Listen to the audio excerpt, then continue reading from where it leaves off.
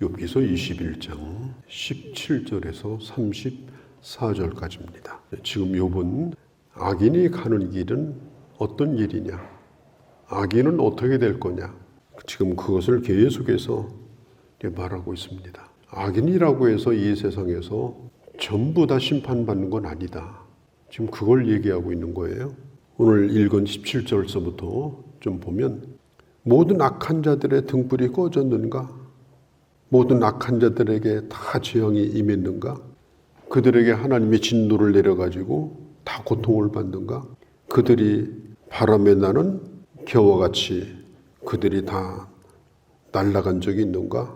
17절, 18절 그렇게 말하죠. 그렇지 않다는 겁니다. 다 이런 심판을 이 땅에서 다 받는다면, 하나님이 그 사람들을 다 혼내주신다면 자기도 좀 위로를 받겠는데, 이 세상은 분명히 그렇지 않다는 겁니다. 이 세상만 두고 보면은 하나님의 공의에 대하여 질문을 던질 수밖에 없다는 거예요. 하나님, 세상은 왜 이런 겁니까? 왜 세상은 이렇게 돌아가는 겁니까? 이해할 수가 없습니다. 이런 질문을 던질 수밖에 없는 거예요. 자기 같은 사람은 지금 이런 상황이 지금 온 거고, 자기만 못한 사람들은 지금도 떵떵거리고 전혀 어려움 없이 지금 이 세상을 살고 있는데, 오히려 기고만장해가지고 하나님 없이도 우리는 이렇게 잘 산다. 네가 기도한 결과가 뭐냐? 네가 하나님을 믿은 결과가 뭐냐? 내 인생 다 허비한 거 아니냐? 이렇게 조롱하는데, 하나님, 이게 도대체 이게 어떻게 된 일입니까? 이건 친구들에게도 지금 하는 얘기지만 하나님을 향해서 지금 묻는 말이기도 한 거예요. 하나님은 모든 사람에게 일반 은총을 주십니다. 악인도 성실하게 살면 돈 모을 수 있습니다. 악인도 성실하게 살면 자기 밥벌이하고 잘 삽니다. 하나님은 해와 비를 모든 사람에게 주셔요. 악인이라고 해서 이 세상에 특별히 불공평을 받게 하지 않습니다. 그런데 그것이 언제까지냐? 이 세상에서까지만 가능합니다. 이 세상에서 땅에 몸을 붙이고 살 때까지만 가능해요. 그리고 하나님이 주신 이 생명의 불이 꺼지는 순간 심판의 바람에 다 날아가 버립니다. 심판의 바람을 그 겨와 같이 견딜 수가 없습니다. 여기서 달라지는 거예요. 우리가 시편 1편에도 보면은, 악인은 그렇지 않으며 바람에 나는 겨와 같도다. 하나님의 심판을 이기지 못하도다. 그러나 하나님께 뿌리를 두고 살았던 인생은 시절을 쫓아 과실을 맺고, 그 과실은 영원히 떨어지지 않는 하나님이 인정하시는 그런 열매다. 우리 인생은 수수께끼와 같습니다. 알 수가 없어요. 아무리 생각해도 답이 안 나오고, 우리 수수께끼 답이 없잖아요. 답은 있는데 답이 없어요.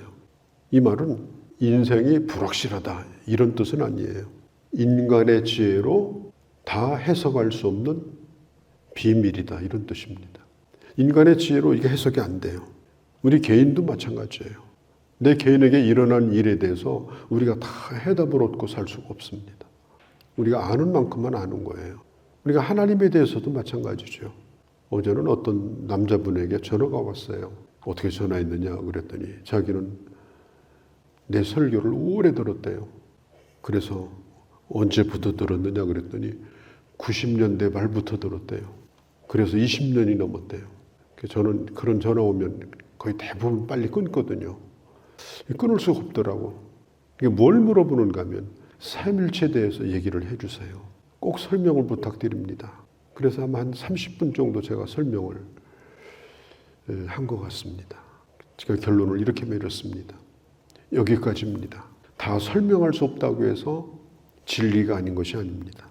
이단들은 이단의 교리를 만들 때 맞춤형으로 만들었기 때문에 똑 떨어집니다. 그래서 사람들이 이단에 빠집니다. 그런데 진리는 똑 떨어지는 것이 아니라 신비롭습니다. 그렇기 때문에 하나님의 진리인 것입니다. 그랬더니 목사님, 정말 그 말이 100번 맞는 말이라고 그렇게 하고 전화를 끊었는데, 우리가 모든 걸 다 알고 예수 믿는 게 아니에요. 또 우리가 우리 인생을 다 알고 사는 게 아닙니다. 인생은 신비로운 거예요. 한 나라의 역사도 마찬가지입니다. 역사가 어떻게 돌아갈는지, 왜 저런 사람이 나와서 설치고 다니는지, 그건 나중에 가서 보면 다 알게 돼 있습니다. 그래서 욥도 그 자기 친구들이 뻔한 얘기를 자꾸 하는 것에 대해서 그걸 욥이 거부한 이유가 뭐냐? 일반적으로는 맞지만, 그러나 그것이 다 답일 수는 없다. 그래서 욥이 그것을 거부를 한 거예요. 심지어 이 욥의 친구들은 우리가 20장 10절에 보면 악인뿐 아니라 그 후대도 다 벌을 받는다. 이런 얘기가 출애굽기에도 나와 있죠. 출애굽기 20장에도 나와 있고 신명기 5장에도 나와 있어요. 일부분은 맞는 얘기입니다. 그러나 악인이 자기 세대는 정말 잘 먹고 잘 살다가 어느 날 갑자기 그 자식 때 손자 때 다 망하더라. 그건 불공평한 거죠. 이 사람이 잘못했으면 이 사람을 때려야지. 잘못이 없는 그 자식을 때리면 그 자식이 회개합니까? 본인이 맞아야죠. 그러니까 성경에 나와 있죠. 악인은 그 악을 3, 4대에 받고 의인은 1000대에 이르게 된다. 성경에 나와 있는 얘기인데, 그런데 현실적으로는 그렇지 않은 경우도 있다. 그래서 이게 우리 성경 어떤 부분을 안다고 해서 그 열쇠 하나 가지고 숫자를 우리가 어릴 때 배운 구구단 가지고 풀려고 하듯이 그렇게 풀면 안 돼요. 하나님의 진리는 그것보다도 훨씬 더 넓고 훨씬 더 깊은 것입니다. 욥기가 지금 그것을 계속해서 말해주고 있는 거예요.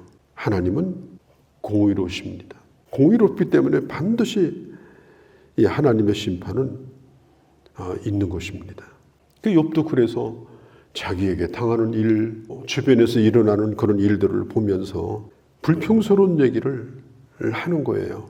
오늘 23절에도 보면은 어떤 사람은 죽도록 기운이 충실하여 안전하고 평안하고, 여기서 어떤 사람은 악인이에요. 23절.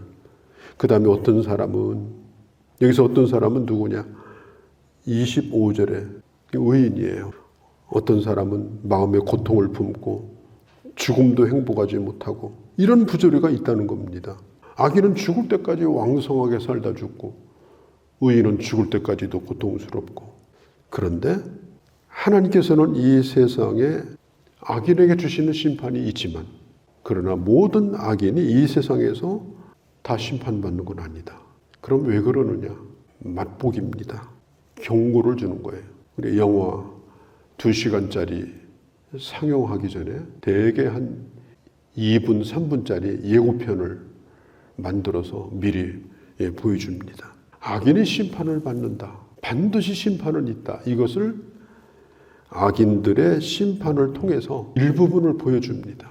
그러나 그게 전부는 아닙니다. 앞으로 있을 심판이 있다라고 하는 예고편에 불과한 거예요. 그리고 이 성경에 보면 악인과 의인에게 똑같이 많은 것이 있다고 그랬어요. 악인과 의인에게 똑같이 많은 거. 그게 뭐냐? 26절에 이 둘이라는 말은 의인과 악인이에요. 매 한 가지로 똑같이 흙 속에 눕고 그들 위에 구더기가 덮이는구나. 왜 죽음이 중요하냐? 그 악인의 형통도 영원한 게 아니에요. 죽을 때까지만 누리는 거예요. 그럼 의인의 고통도 영원한 게 아니에요. 죽을 때까지만 견디면 되는 거예요. 영원히 받는 그런 고통이 아닙니다. 그래서 인간에게 죽음이 있어야 되는 거예요. 그래서 죽음이 와야 되는 겁니다. 죽음으로 이 세상은 끝나야 되는 거예요. 그리고 하나님의 심판, 하나님의 판결, 하나님의 평가 앞에 서는 것. 그래서 죽음이라고 하는 건 끝이 아니라 이것은 과정인 것입니다. 중요한 것은 어디로 갈 것인가? 32절, 33절 그들은 무덤에서 메어가지고 사람들이 그 무덤을 지키리라.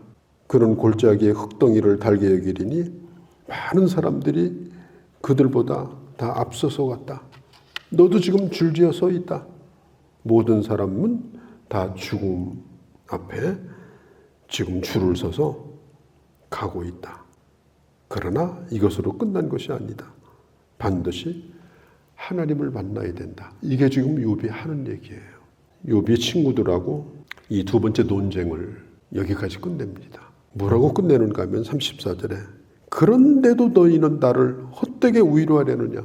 나는 지금 이렇게 생각하고 있는데 지금 몇 마디 말로 나를 헛되이 위로하려느냐. 너희 대답은 거짓이다. 지금 거짓으로 지금 나에게 말하고 있는 것이다. 옳은 것이 아니다. 27절에도 내가 너희 생각을 안다. 너희가 나를 지금 해하려고 하는 속셈이 있다. 욥은 끝까지 그 친구들의 말을 받아들이지 않고 두 번째 논쟁을, 그리고 이제 22절서부터 이제 세 번째 논쟁이 이제 시작이 되는데요. 이제 마지막까지 진행이 되는데 여기서는 소발이 빠져요.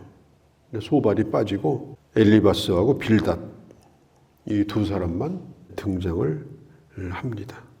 옛날에 대장간에서 꽃갱이도 만들고 호미도 만들고 우리 동네 앞에도 대장간이 있었어요.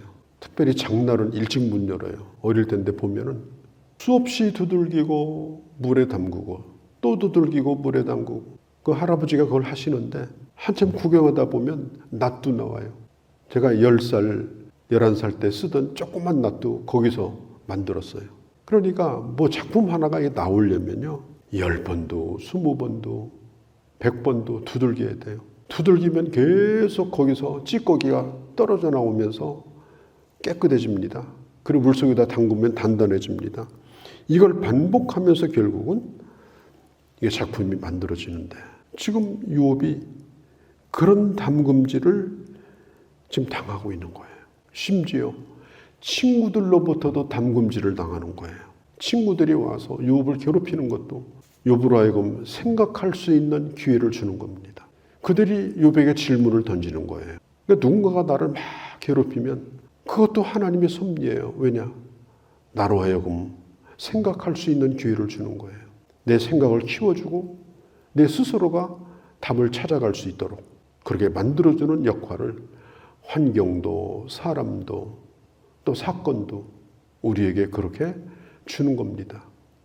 그렇게 하면서 우리는 점점 성숙한 아주 단단한 하나님의 사람으로 신앙도 단단하고 생각도 단단하고 그런 사람으로 만들어져 가는 겁니다.